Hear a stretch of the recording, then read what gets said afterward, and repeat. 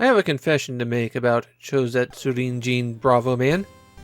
I always get it confused with Kaizo Chojin Shubibin. They're both side-scrolling action games that are parodies of Japanese superhero television shows, and I keep getting which one's which backwards. You can at least use this to keep track. Bravoman is by Namco, and Shubibin Man is the Messiah.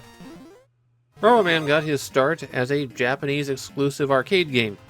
Oddly enough, the follow-up to Genpei Tomaden, the weirdly complicated multi-mode undead samurai game. You could not get more different between those two. A major reason why the Bravoman arcade machines might have been Japanese exclusive is that they featured pneumatic buttons. How far Bravoman stretches depends on how hard you hit the button. And just like with the original Street Fighter, this immediately led to machines getting damaged. The plot of Bravoman is an ordinary office worker has an encounter with an alien who grants him the power to transform into the hero Bravoman. As Bravoman, he fights the evil Dr. Bacta, who is seeking to take over the neighborhood as his first step in world conquest. There are 22 stages in Bravoman, though some of those are rather short, and most of those are side-scrolling action platforming. You press button 1 to jump, and button 2 to attack. Attacking in Bravoman is a little bit weird, because the longer you hold down the fire button, the longer Bravoman's reach becomes. And you might think, okay, just press and hold every time, and go for maximum range. Well, that's not necessarily a good idea. There are a lot of side effects to attacking in Bravoman. For example, when you're jumping in the air and hit attack, Bravoman freezes in place. You can take advantage of this, or it could cause you trouble. Also, your attacks only destroy the first thing that they hit. Then they pass through anything else. If there's a lot of things coming at you, then you're only attacking the front one.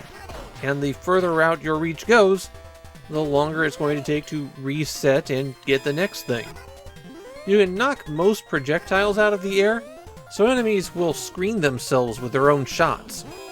You'll punch their missile, and then your fist will go right through them.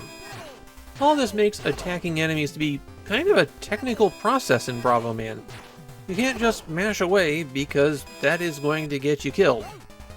Some enemies will drop a little symbol, and if you collect enough of these, then a little lottery robot will pop out.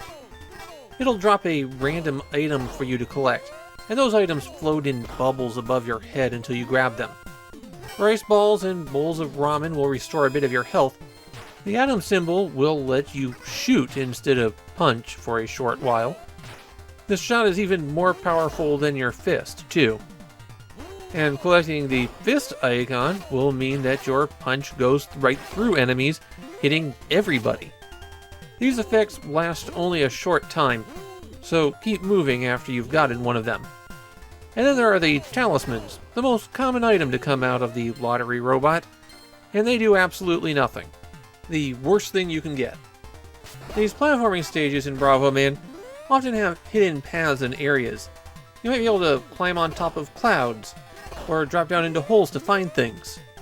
While you can back up a little bit, there are regular points that lock in your forward progress, and in a few occasions, that can leave you trapped. But there's a trick to getting out of these situations. If you hold down the jump button and attack as you're going up, you'll get a small boost, and that can let you reach higher areas. This is often required in order to collect secret power-ups. You might encounter some floating platforms on the side-scrolling stages, and some of them are taken straight from the team's previous project, Genpei Tomaden.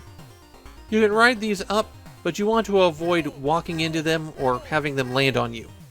That will get you hurt. After you defeat an area's boss, then you'll often run into the lottery robot again, and every time that you summoned him, you got a ticket for the drawing at the end of the level. This will only give you health power-ups, but since you only have one life in Bravoman, getting that health back at the end of a stage helps a lot. You also might encounter the alien who gave you your superpowers as you go through the stage, and he's just there to offer advice. You can hit him if you like, but it doesn't do anything. A few stages in Bravoman are shoot-em-ups. Here, button 2 will fire the shot straight ahead, while button 1 will drop bombs.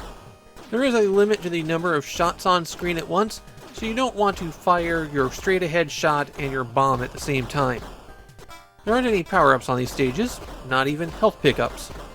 You just go through the auto-scrolling fight until you reach the boss at the end, take them out, and continue onward.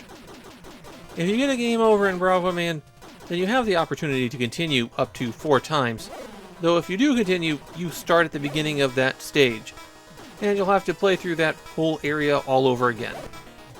Something that you might have noticed at this point is that there's a lot of voice samples in Bravoman, though they're all compressed so badly I can barely make them out.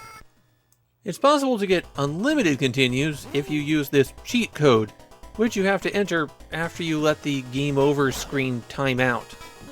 If you mash button 2 on the title screen, say by using auto-fire, then you unlock a boss rush mode. This will let you fight everybody in order except for the very final boss. Japanese players seem to have fond memories of Bravoman, though its reputation is essentially that weird, goofy Namco game. It doesn't help that the game is very long and pretty difficult. It's tough to recover from a mistake, and even when you know what you're doing, it takes almost an hour to play all 22 stages. I happen to like Bravoman a lot. Your moveset has a lot of subtleties to it, and you can do some pretty cool stuff once you understand how attacking works. It is a big challenge though. I'm not sure I ever got past stage 8. And the level designs are kind of crude, and the graphics are pretty simple for the PC Engine. But in this case, I think it just feels good to play. Bravoman's definitely an acquired taste, but I think it's a fun spin on the action platformer.